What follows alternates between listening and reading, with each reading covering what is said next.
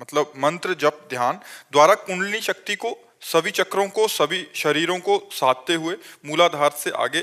तो महाराज जी ऐसे आत्म साक्षात्कार होता है या केवल नाम जप से ही ये स्थिति हो जाती है?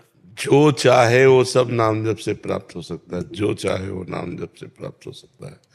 और इतना तीव्र नाम जप हो, इतना जोर का नाम जप हो कि कुंडलिनी शक्ति में जाकर के आग पैदा कर दे, गर्मी पैदा कर दे, रात दिन भजन, वो फिर उत्थान करती है और ब्रह्मरंध्र तक पहुंच जाती है। अब जो जितना पहुंचा पाए उतनी क्षमता होती है, पर वो ऐसे नहीं होती, वो श्वास प्रश्वास की गति से होती है।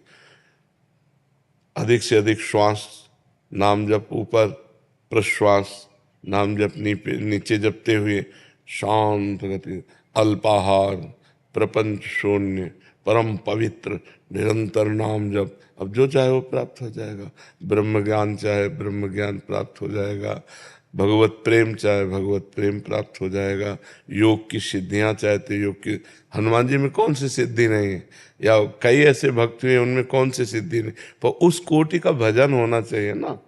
आकाशचारी हो जाना, बहुत रूपों में हो जाना, बहुत दूर की बात सुन लेना, बहुत दूर की बात देख लेना, चट्टान में भी प्रवेश कर जाना, ये सब सिद्धियां प्राप्त हो जाती हैं। अगर इन सिद्धियों को प्राप्त करे तो भगवान का प्रेम प्राप्त नहीं होता। इसीलिए बहुत बड़े बड़े महापुरुषों में कोई सिद्धि नहीं देखी जाती, केवल प्रेम देखा जाता है। वो प्रेम हृदय में जागृत कर लिए। कुछ ऐसे महापुरुष होते हैं जो सिद्धियों तक पहुंच पाते हैं, प्रेम तक नहीं पहुंच पाते हैं। तो सिद्धियां ब्रह्मलोक तक ले जाती हैं, भगवत धाम नहीं। भगवत धाम तो प्रेमी जन पहुंचते हैं। महाराज जी आपने पूर्व में योग साधन ये सारे किए हैं महाराज जी। महाराज जी कुंडलिनी जब जागृत होती है तो कैसा अनुभव? अरे आकाश पाताल एक हो जाता है। मतलब पूरे शरीर की नस नाड़ियां झंझकृत हो जाती हैं। मतलब जब उत्थान करती है तो एक एक बीता शरीर उठ जाता है आसन से, पद्मासन लगाए बैठे आसन से उठ जाता है।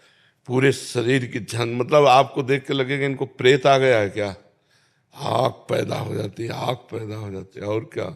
ऐसे परमार्थ की हर स्थितियां जागृत हो जाती हैं। जब भगवान में चित्त जोड़ दे तो भगवान सर्वात्मा है, तो सब कुछ ज्ञान हो जाता है। तो महाराज जी अभी इसकी प्रेम मार्ग में इसकी नहीं, ये सब समाप्त कर दी जाती है। मतलब उसका अनुभव भी वो क्योंकि एक ही बिल्कुल बिल्कुल सब समाप्त करके बिल्कुल अबोध बालक की तरह तब भगवान से प्रेम होता है। हे नाथ, मैं किसी योग्य नहीं हूँ, ये बात आनी चाहिए। अयोग्यता आ जाती है हाँ, अंदर से उसका बिल्कुल, ऐसा। हाँ, मतलब वो तो परम योग्य है पर हाँ, अयोग्यता का हाँ, अनुभव होता है उसको। बिल्कुल बिल्कुल। एक बार एक संत बड़े सिद्ध योगी थे। तो एक संत अपने शिष्यों के साथ भगवत भक्त नाव में बैठ रहे थे। तो वो अपनी रुआब दिखाने के लिए खड़ाऊ पहने हुए गंगा जी में ऐसे, और जब नाव आगे बढ़ी तो वो खड़ाऊ से ऐसे चल के बोले, क्या तुम्हारी साधना है, नाव में बैठ कर जाते हो। वो कुछ नहीं बोले। गंगा पार हो गए। गंगा पार होकर केवट से कहा, कितने रुपए। उनका 2 रुपए। 2 रुपए निकाले।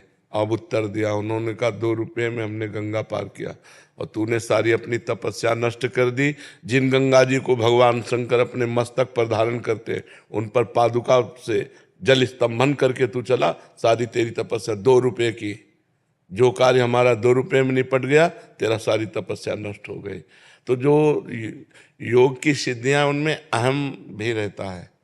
मैं और भगवान का दास अहम शून्य होता है। हनुमान जी को अपनी शक्ति का ज्ञान नहीं था, जामवंत जी ने कराया।